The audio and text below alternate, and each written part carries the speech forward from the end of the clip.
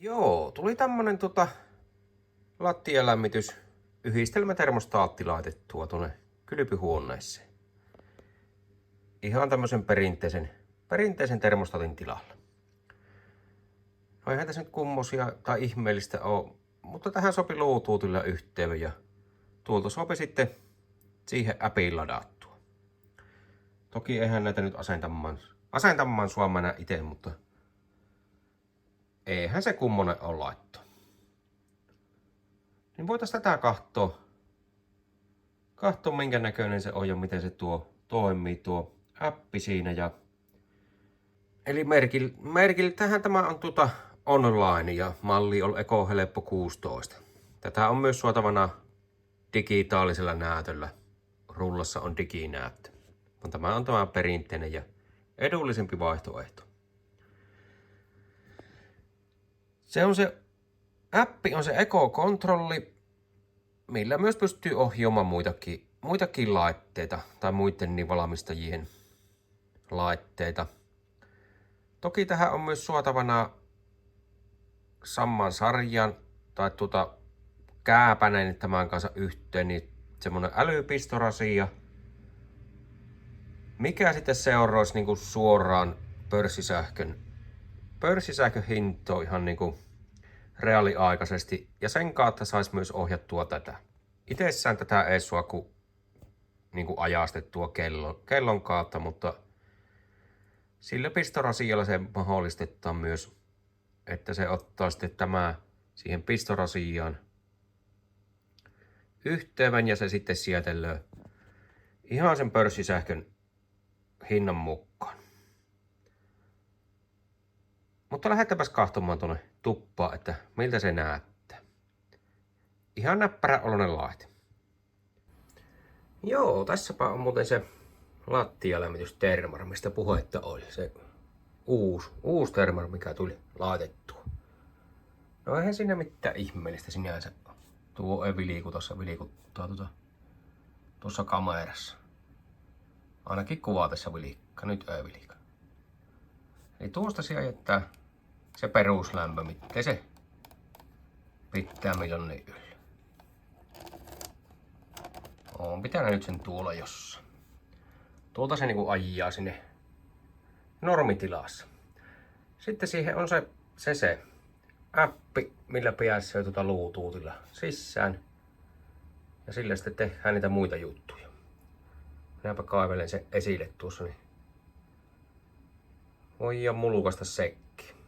Joo, eli se on tuossa seinän takana nyt se termostaatti seinällä. Eli tämän näköinen on tämä alakukuva tässä. Tuosta päästään sitten tuonne näytön kaappas on toisessa puhelimessa vielä. Eli täältä löytyy viikko-ohjelma.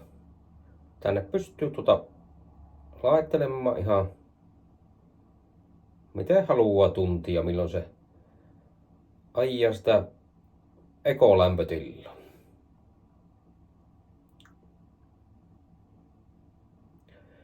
Ja sitten vaan talletetaan. Joka päivälle on teillä oma tablet. Tosi yksinkertainen laitto. Itse on nyt ajastana yöllä, että silloin se ajaa sitä vähän korkeampaa lämpötilaa, niin sen ei tarvitse sitten päiväisellä käyttää oikeastaan ollenkaan vielä tuota. Toki jos se tippuu asetellun lämpötilan alapuolelle päivällä, niin sittenhän se lämmittää. Nyt on ollut puolesta yöstä kuuteen, tai itse asiassa 7 sitten katkii tuo lämpö. Ja siellä näkyy lämpötilahistoriakin, mistä on lattiassa ollut. 23 näkyy nyt olla. Ja tuossa on lämmitysaika, mitä se vuorokauden aikana on lämmitellyt, niin 15% on nyt tänään ollut. 12-14, semmoista. Ja. Tuolla näyttää ilman lämpötilaa ja lattian lämpötila näyttää tuolla. Ja. Nyt on tuommoiset 21,5 on tuossa termostaatissa se lämpötila tuolla. Mutta pitäisi talvitulloista ajella, mikä näyttää hyvältä. Tuolta päästään sitten asetuksiin. Tiellä on minimit ja maksimit ja tuossa on tuo lämpötilan kalibrointi, asetusarvo. Sen on hakenut sillä, että on lattiasta mitana ihan tuolla lämpömittarilla. Ja sen mukaan sieltä se näyttää sitten sammoo tämä appi, mitä oikeasti lattiassa on. Kun anturihan kuluu tuolla seinän sisässä tuonne lattiaan, niin eihän se ihan todellista sieltä näytä. Mutta nytpä se näyttää, kun se on kalibroitu kohdalla. Ja nyt on käyttänyt 27 tuo ekolämpötila, mihin se yöllä ajaa.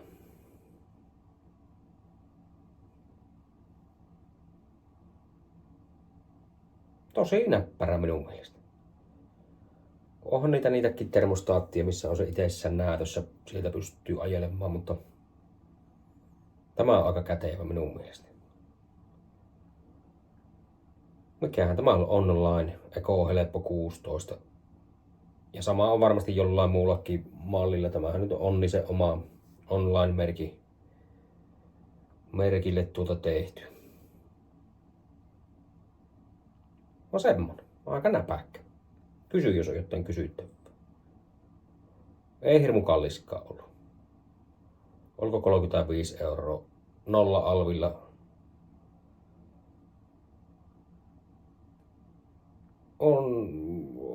Mitkä Onni-markkinathan silloin menossa nyt, niin sieltä, mutta löytyy niitä muualtakin tosiaan, kuin sieltä. Joo, eipä siinä. En ole tallentanut muutoksia. Oikein näppärä. Ehkä tällä vähän säästöä suopuu, ei tarvii.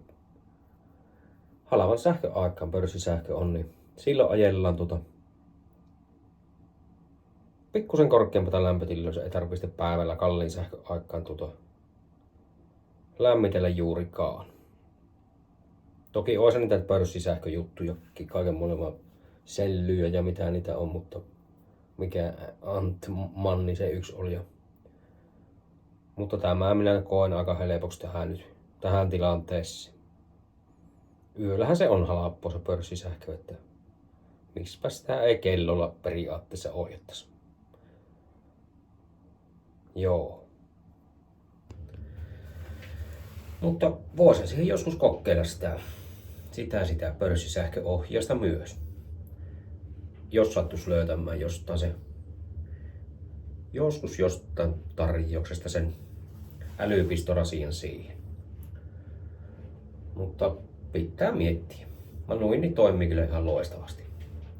Toinen mikä kiinnostaisi kanssa kokeilla, niin kun lämminveisvarroja on 3-vaihevarroja tuossa ja siinä ei ole mitään sen kummosempia ohjauksia, niin että sitä saisi kanssa vähän niinku ohjattua sinne halvemmalle sähkölle yölle, eli sille pörssisähkölle.